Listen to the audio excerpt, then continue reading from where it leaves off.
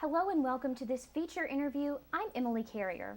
This is our last episode of EHCTV before Christmas break, so today is a rather special edition of this feature interview. On the Allen set today, I've invited a fairly new face in the Emory community, and the specialty he brings to the table is unmatched. Dr. Matthew Shannon is a professor of history, but the reason he is here today is to discuss the focus of his senior seminar course, Iran. Something sets this country apart from the rest of the Middle East for this Emory and Henry professor. Here to explain why is Dr. Shannon. Dr. Shannon, thank you for being here today. I'm glad to be here. Well, to begin, tell me, what started your interest in the country? That's a really good question.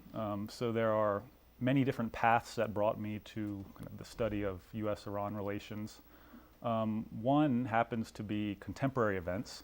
I was very young during the events of 9/11 and kind of the wars that came in the aftermath of 9/11, particularly the Iraq War. So at a very formative age, I was made aware of the very complicated relationship that the United States has with the broader Middle Eastern region. And then I also became interested in Iran through being a college student. I had a very good professor who ended up being my advisor, who studied U.S. Mideast relations, and he was particularly interested in U.S. and British actions and policies toward the Persian Gulf region, which then allowed me to narrow my focus on U.S. Mideast relations to U.S. Iran relations. So really an interesting blend of contemporary events and being a college student at the right time brought me to the study of U.S.-Iran relations. Mm-hmm.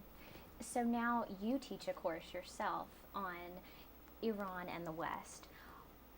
What sets Iran apart from the Middle East for you personally? Yeah, that's a good question as well. There are a lot of things that make Iran different from the rest of the Middle Eastern region.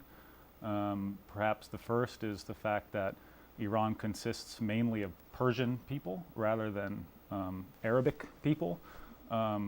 Persians are of Indo-European descent. Arabs are of Semitic descent.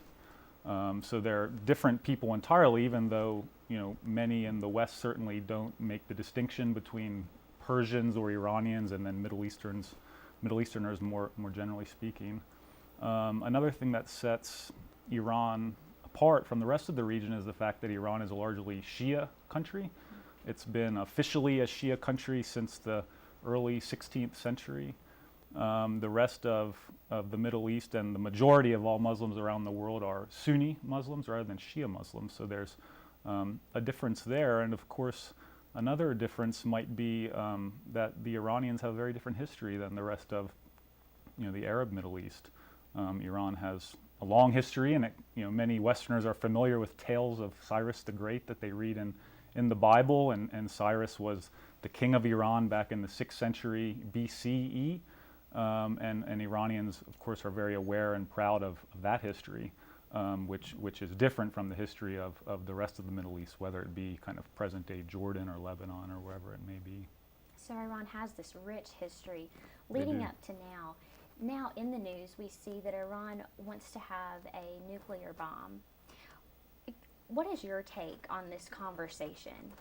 Yeah, that's certainly a question that has been asked a lot in the last few years. And I guess I would start my answer with stating that it's debated whether or not Iran wants a nuclear bomb.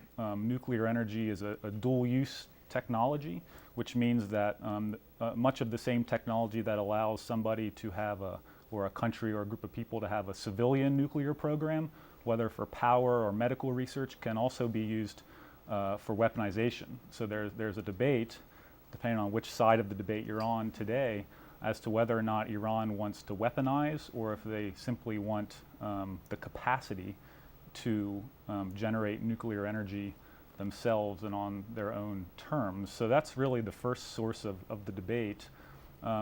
Another source of the debate derives from the very complicated provisions in the NPT, the Nuclear Non-Proliferation Treaty, which guarantees signatories of the NPT the right to their own nuclear programs And Iran, under the Shah of Iran, who was overthrown in 1979, is a signatory of the NPT. And the Iranians claim that the fact that they signed the NPT gives them the right to have their own nuclear program. Now, the West has a very different interpretation of the NPT, and essentially their interpretation is that the West is the gatekeeper to the nuclear club, so to speak. And if you sign the NPT, there are strict regulations that dictate what type of program you can have and all of this kind of thing. So the West sees the fact that Iran signed the NPT as a way to kind of get involved in that process in Iran in determining what the scope, the size of Iran's nuclear program is. So the Iranians see the signing of the NPT as something that gives them the right to have a nuclear program. The West, and especially the Americans, see the fact that Iran has signed the NPT as a legitimate reason for them to get involved in Iran's internal affairs. So it's really on which side you align and how you look at the situation. Exactly. Okay.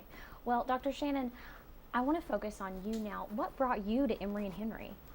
Well, I came to Emory and Henry in the fall of 2013, and I had finished my PhD at Temple University in Philadelphia in the spring of 2013, so I was fresh out of graduate school, and like undergraduates, graduate students are concerned about what they're going to do when they graduate, and I was very excited when I saw the job posting at Emory and Henry, and I was felt very fortunate when I was offered the job and had the opportunity to come here and teach Emory and Henry students.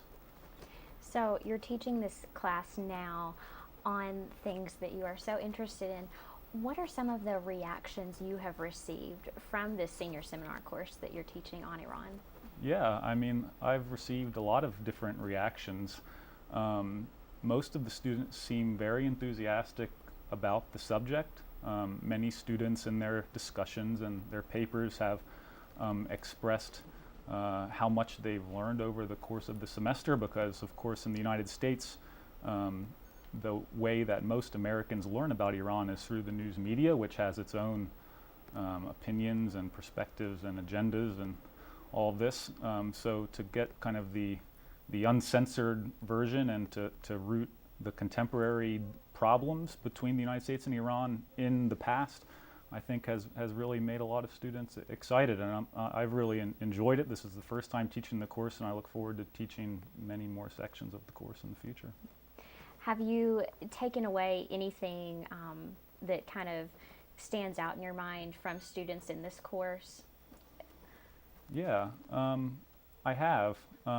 Mainly what I've taken away from students in the course is how eager young Americans are to learn about Iran, to learn about the Middle East, and to learn about the United States' relationship with the wider world. And I think that type of enthusiasm is very encouraging, and I'd imagine that I am not the only professor at Emory and Henry who has experienced that level of enthusiasm, which in turn excites us and makes us very excited about teaching students these subjects.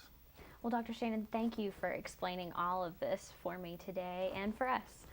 I appreciate it. Thanks for having me. All right. Well, this has been your feature interview with Dr. Matthew Shannon in the History Department. I'm Emily Carrier.